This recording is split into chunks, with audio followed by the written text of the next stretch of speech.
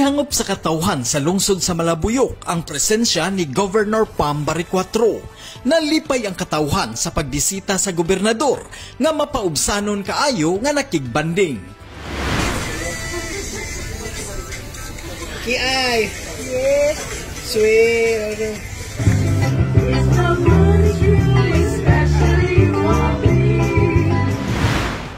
Gitanaw usab ni Governor Pam Bariccuatro ang flood control project sa lungsod sa Malabuyok. So, namin din kayo magtangatang awmig na ba'y mga flood control dire sa Malabuyok? Ito mo kung na yung pinakadaghan direct flood control ng project? Wapanahuman?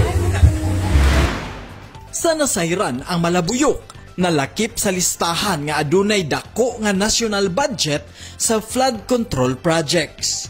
Manginlabot magpakabana tungod kay ato ang Sugbo. Munching Auxlero, Sugbo News.